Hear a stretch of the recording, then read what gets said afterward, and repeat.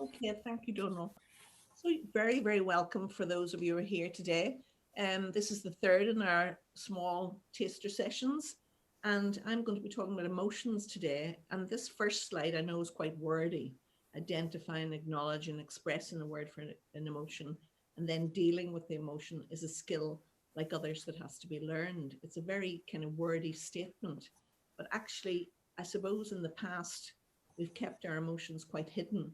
And indeed, most of us in the past wouldn't really have told people how we actually feel when people, and I know it's a kind of a common phrase here, well, hello, how are you doing? So do we really answer how we're doing?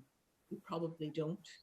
And the reality of it is we're trying to get our children to be able to express their emotions and their feelings and really tell people how they are, not necessarily the one you meet in the street who's just saying it as a platitude or a greeting, but there's lots of books, and one of the ones that we have here is the feelings book, My Feelings. It's a nice little book for little children, and it goes on through all the various emotions. The first page is happy, and if I'm happy, I skip and I hop.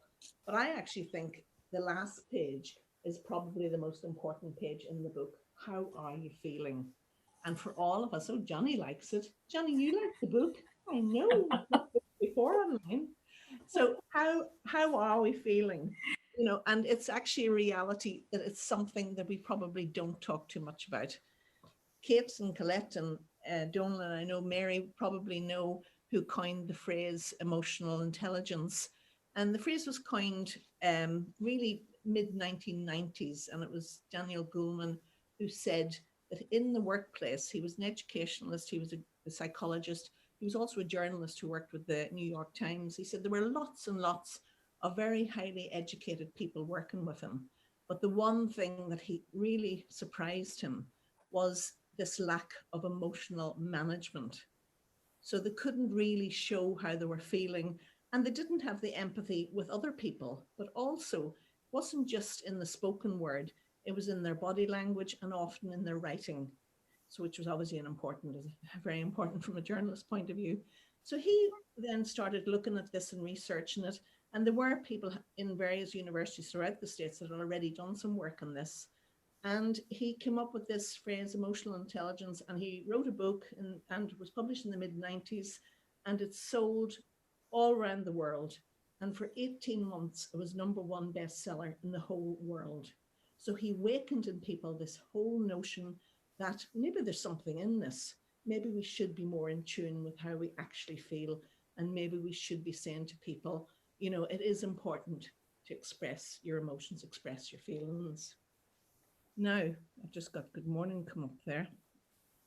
In terms of thinking about it as skill, one of the things he wrote in his book was not only is it a skill, he saw it very much as a critical skill. He thought we should crucially learn how to express our emotions and how important that is. Now,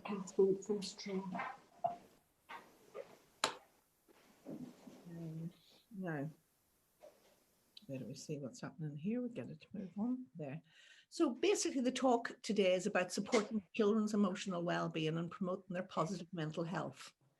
We see it very, very important, I know, and my aim is to raise awareness of mental health. Mental health being a positive thing, what we concern ourselves about mental ill health or mental disorder. Well, we're here to discuss how to promote positivity, to talk about the part of the brain that's the gatekeeper to our emotions, and how we can kind of produce some kind of positivity and how we can control it. And I'll suggest some strategies, particularly for our little ones. And it's great that we have people here who have little children, both the baby, the toddler, and the school children. And I'll be suggesting some strategies, which at the end we'll talk about. Donal mentioned just right there at the start, having a bit of housekeeping. And what I'm going to do, there's 10 or so slides, is just go through the slides, give you some ideas about the strategies that I want to talk about. And at the end, if you have any questions, please feel free to ask them. I think we'll all agree that it's important to promote positive mental health. And about 20% of the population experience mental ill health or mental health problems at some time. 1 in 6 people generally in the UK. And sadly, it's higher here in Northern Ireland. 1 in 4 adults and 1 in 9 children experience problems with mental health. Recent research shows that 2/3 of people exposed to adverse chronic events such as COVID, we know we've got the pandemic, and on the last slide we had the lovely rainbow colours, which was the sign of hope through this pandemic and the sign that our NHS was coping and so on. And here we have that actually 1/3 of our population are quite fearful and anxious in this time that we're going through. And this chronic stress is actually quite hard to cope with. And we're told that it's harder to cope with in a single event.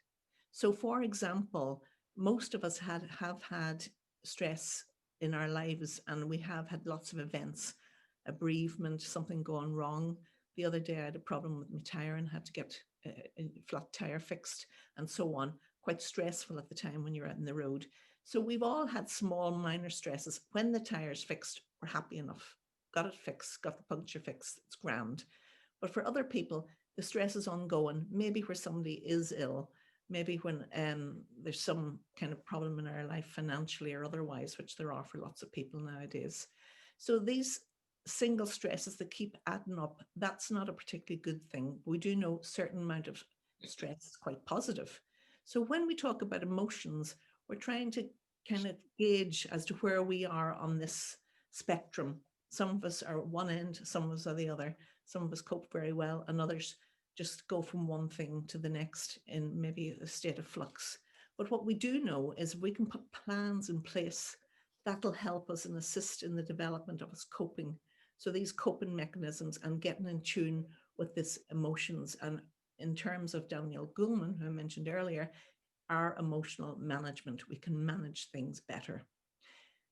Schools cottoned onto this in the late noughties. They brought out this document here, Every School a Good School in Northern Ireland. And it was really about raising standards and overcoming barriers to learning. And one of the things that was cited in it was this emotional intelligence, that where children couldn't tune into their emotions as well as others, that was a barrier to their learning. And hence, when they're looking at standards, yeah, it's true. I can hear that. Yeah. So they're raising standards. Yes, I hope you agree with me. So in terms of raising standards, it was felt that if people could get in tune and our children can get in tune, but what the problem is, what is the issue here? Why can't you concentrate on maybe something that they're being taught at school and so on? And quite often it is about how they're feeling. This next slide is really to say there's a lot of emotions. I mentioned earlier the little book about my feelings. And this slide really is telling us that there's so many different ways of expressing how we're feeling. Are we exhausted? Are we confused? Are we ecstatic? Maybe we're guilty about something. Are we suspicious about so on, things and so on? But actually to tap into these, nowadays we have these little things, these emojis, we have them everywhere. We have them on our phone, we have them on our laptops and our iPads and so on. Most people, they're sending a little message to somebody, they'll put a little emoji which signals how the feeling and what the kind of content of the message is. Also, we know that with little children, we've got a little toddler here and also our little baby, singing songs, playing games with children, teach them about their emotions. If you're happy and you know what, clap your hands. I know Johnny can do that one. He likes that one and so on. And thinking about other ways of kind of encouraging. We're coming up to Christmas now. It's a time for playing games. We think about charades, for example, is something we always played at Christmas time. One of the good ways of playing charades is doing feeling charades. Well, how do you look when you feel sad? How do you look when you feel happy? How do you look when you feel jealous and so on? And also for our little children, and keeping with our theme from last week, Colette, our cube, our you had last week your dice and your die. And this is something we can make quite easily at home. It's a little cube with emotions on it. So we throw the cube, the way we play it, we throw the cube. And if it comes up excited, well, how do I look when I get excited? And I'll be like this at the end of the session, I'll be ecstatic. So I can show my emotion, not just through my speech and through my face, but actually through my body language. And it's a nice little game. It's kind of a kind of charades, I suppose, but it also gets children maybe making a cube and doing an activity with the parents. There's lots of things. There's a list there about books and worry dolls. And in our pound shops, there's lots of little cutouts like this in the areas where you find cheap and cheerful things. And this is a little cutout of a boy and a girl getting their children to write on a little cutout, or indeed doing their own cutout. Either the size, the main size, cutting them out in a piece of wallpaper if you want a big cutout, or little outlines of a child, and making points about how we feel today. So there's lots of appropriate ways of showing feeling, but one of the big things for us parents is modeling how we actually feel ourselves, and maybe saying to our children, well, something went wrong today and I felt quite cross about it. And the fact that it's okay to be cross or be angry about something, but then it's how we handle it. Stepping back from the thing, not jumping and shouting, because we know that that's not going to resolve the issue. Lots of this, we have these feelings all the time, but for most of us, we don't really examine what's happening internally, what's happening in our bodies. The brain is a very complex structure, and Kate talks lots about this purple part of this kind of lilac-y part in this brain, the neocortex. She does lots of sessions on thinking skills in the brain and learning thinking in the brain in particular. I'm going to be talking about the bottom part, the primitive brain, the reptilian brain, and the limbic brain. And I'm not going to dwell on it for very long. Suffice to say that this is classed as the emotional brain.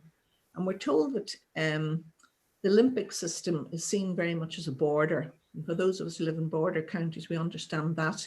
So to try and get things in from the motorway system, which is this lower end of this brain, right up to that system that Kate talks about, the neocortex, we're trying to let the messages through so we can deal with them. In this limbic brain section is a little cell, a little kind of clump of cells that look and resemble an almond. They're about half the size of an almond, and it's called the medulla. There's actually two of them, one on each side of the brain, but most people just talk about one. There's lots of research on this and has been since the 1930s, so it's not being new. But what's new is that people have recognized that this little center of the brain is actually the emotional center of the brain.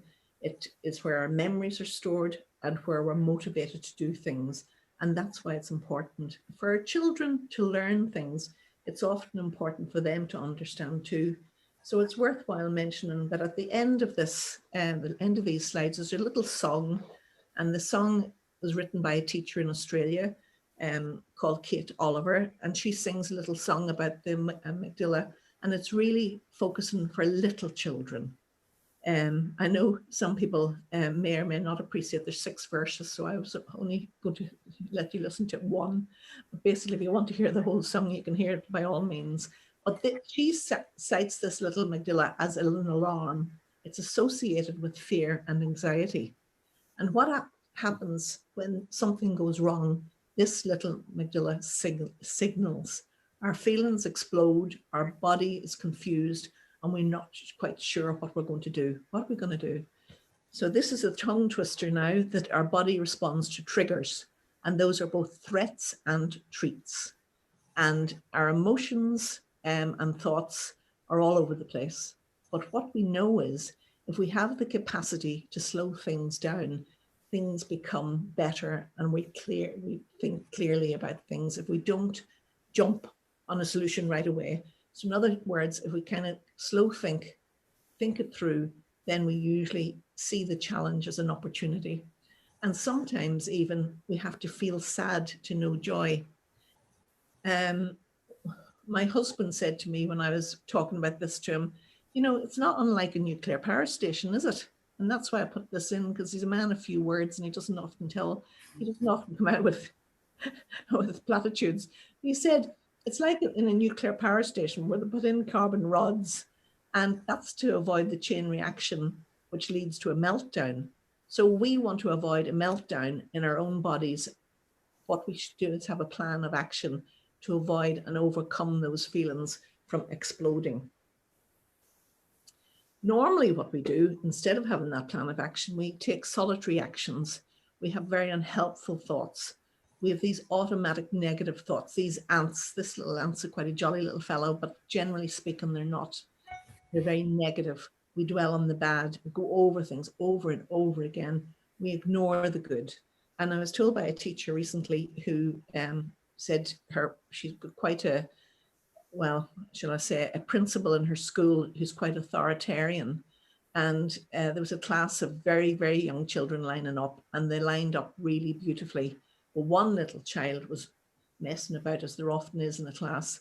And the principal came along. He didn't see all of these children lined up beautifully. He only saw the one that was making a bit of a muck around. So basically, to try and overcome those negative things, people do ignore the good, but maybe that's, and we'll talk about that in the next slide, trying to home in on the good, trying to avoid jumping to conclusions, to mind read. Oh, I know what she's thinking. Fortune tell. Oh, I know what's going to happen next. We generally don't. And what if? What if I'd never gone to that place? What if I didn't do that? What if? And you go over and over it, but it's past, it's gone. And we blow things out of proportion. Our mood plummets, spirals downwards. It's really hard then to overcome. And we show the signs of anxiety. Our hearts are beating fast in our chests, and we're hyperventilating. And we feel absolutely lousy. There's lots of ways of calming down. This is a slide taken from Autism Northern Ireland. It's really good. There's 50 ways here of coping tools and what makes me feel that I can calm down. You can, if you can print this off, tick it off for children. But I actually feel the other half of this slide where the children are just running around, they're doing activities, they're feeling happy, and we know that getting people out in the fresh air is probably the best way of dealing with anxiety. From a body's point of view, we have to be nourished well and hydrated well. And on this slide, we're showing the Eat Well guide. For our brain foods, we need foods high in omega-3, so fish, nuts, seeds, dark green vegetables, smaller amounts of red meat, pepper, strawberries, papaya, and plenty of drinks. Plenty of this stuff here, water, very, very important. We know that this slide in itself could be a whole session.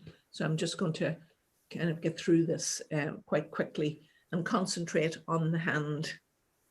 Our hands are very important. Colette mentioned last week about children using their hands for counting. And they can be quite useful, I know you think, Colette, in the early days, but don't become reliant on them, because in the sequence of mathematical development, the hands soon become redundant. But from this point of view, it's quite useful to use our hands to overcome emotions. I suppose one of the first things is to give ourselves a hug. You can do it quite easily, just crossing your hands over, giving yourself a stroke. It actually feels really nice. Feels quite nice now when I'm sitting here. And also, a lady from Norfolk drew a heart in the palm of her hand. It might not work too well now with COVID when we have to wash our hands so well, but it could be drawn on the wrist for a child who has emotional separation, going off to school and so on, just to draw a heart and say, when you come home, that's your heart, and I've got a heart in my hand. We can put those hearts together to show the child that there's something to remind them of home when they're at school. The hand hugs or finger holds is actually holding your thumb if you're feeling tearful or sad, your pointer finger, your index finger if you're panicky, your middle finger, which I think most of us would know what that one's for, but it shows anger. Our ring finger is if we're worried or anxious, and our little finger if we're having a bit of self-doubts, but generally speaking, we're quite glad to be us. Now, there's lots of training out there, capacitor emergency kit training and so on, and lots of reference to jiu-jitsu and other kind of Eastern arts and so on. But generally speaking, for me, this practice works really well. If you hold your thumb or your finger, whatever your feeling is, for just a few seconds, from 5-10 seconds, count of 10, right through to 10 or 20 minutes, or indeed at a funeral, I've found myself sitting holding my thumb the whole way through, you know, a funeral service, because it's so difficult when you're feeling so sad. In summary, there's lots of activities we can do as a family, lots of distractions we can use. Certainly initially talking about the problem, talk and listen, and then going outside, doing some fun activities together, maybe going doing a brisk walk for 10 minutes. We know the fresh air, mental alertness and positive moods increase by that. As I mentioned in the last slide, having good nutrition, avoiding the sugary snacks and drinks, and thinking about that Eat Well guide. Managing screen time, relaxation, the breathing. Breathing in, count to 5 as you breathe in, hold your breath and count out again. As people get better at this, they can count to 20, 30. But for little children, suffice to say, counting to 5 is probably, sufficient for them to get that whole notion of calmness. There's lots of grounding techniques. Again, that autism site talks about that in more depth. And also we know about mindfulness and trying to be mindful in the moment and thinking about where we are, where we're sitting. And maybe just coming to the end of this talk, having a moment to think to ourselves, are you sitting comfortably? I think Claire may be struggling there a bit with Johnny. He's fidgeting. You're okay? Oh, there. That's good. That's a good signal. But for most of us, and Mary's grandchild has been in and out, I don't know, maybe he would have preferred being running about than sitting listening and so on. We know little children do find it hard to sit and listen, but if we can take a moment to ourselves and just think, yeah, this chair is actually quite comfortable. I'm feeling okay. I can feel the chair around me and so on. Become more aware of our surroundings. There's lots of grounding techniques, but one of the main things about grounding techniques is getting out into the open air. We're lucky now that we've got beautiful scenery here. We can go up Sleeve Gully, and if you're near a beach, you can go to the beach and so on. All of those things are very, very good for our mental health. And I suppose one of the main things for parents is to check in with ourselves. How are you doing? Do you feel okay today? And if there's something that's happened, show children, this is the problem, this happened, but I cope, show perspective on the issue. Talk about how I've had to work at things to get better at things and so on. Show persistence and perseverance. And above all, I suppose one of the main things is to have a laugh and a joke. And one of the, there's lots of joke books out there, and we're coming up to Christmas, we'll all have Christmas crackers. But just by way of looking at Roald Dahl's jokes, I'm not particularly the best at telling a joke, but knock, knock. Who's there? Oh, very good, Colette, thank you. Gruesome. Sorry? Gruesome. Gruesome who? I like flowers, so I grew some. No. Sorry about that. Having a bit of fun, having a bit of a joke.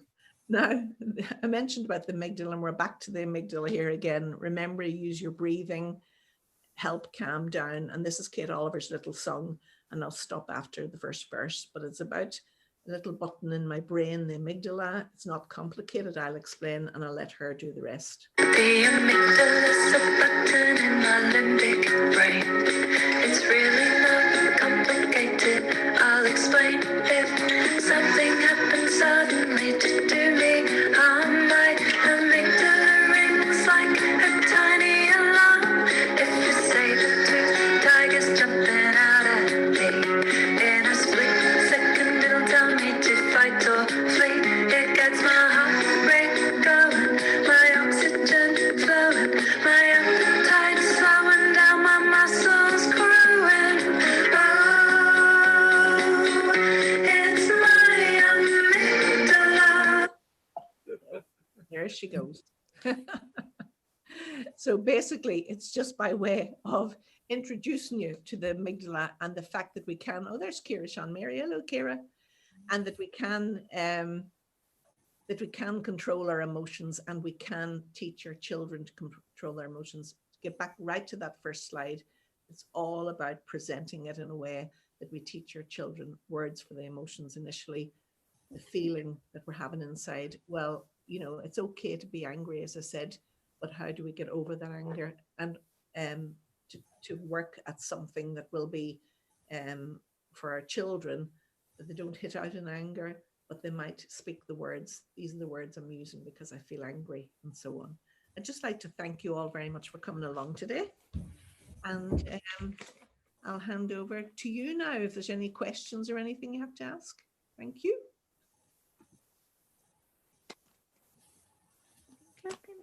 An excellent presentation, Liz. thoroughly enjoyed it. Oh, Colette, thank you. We did too, didn't we? Yes. Thank you. Let the lady see you. Come here, Molly. Yeah, we like to see babies. She'd like to see you. Come Oh, here. Owen. is your little one Owen? Owen. Oh, I have an Owen. He's not here. He's in America, but I have an Owen. Oh, lovely. I like the bit on the grounding because it's something I've been reading up on recently. And during the summer, I threw the shoes and socks off, and walked about in the grass as much as I could. And I think there really is a good connection in calming yourself down, and just earthing yourself and getting back. And so fast to drag the kids into the shoes and keep their feet on the ground. In your grass with dogs and cats around here, or on the seaside in the sand. One of the things I've discovered lately, we've a rough bit of ground here, and we've been cutting briars and tidying up in this, our COVID project, we call it. And just to sit on rocks that have been covered up with brambles and briars and just look at the mountain, I'm sort of thinking how lucky we are. That kind of feeling. And it's also interesting, a piece of research I didn't mention to you is when more recently a piece of research looked at people who were aged 100 plus. And actually there's quite a lot of them out there, lots of people that age. And what they found, two things. One, they have a very positive mental attitude and a very positive attitude towards life. They enjoy life. And secondly, and probably more importantly, is they're able to express their feelings. So whether it's they're happy or sad or grumpy or, complain about things, they're able to get their frustrations out by expressing their feelings. And they're the two things that our octogenarians have in common. Interesting, isn't it? Being able to talk about things so important. Well, thank you so much for coming along today. Thank you. It was excellent, Liz. Well done. Thank you, Colette. Which is the number of emotions. I say the major thing is just get and talk about what's happening. Yeah. Thank you very much. Thank you. Thank you, Liz. Thank you. Bye. Bye.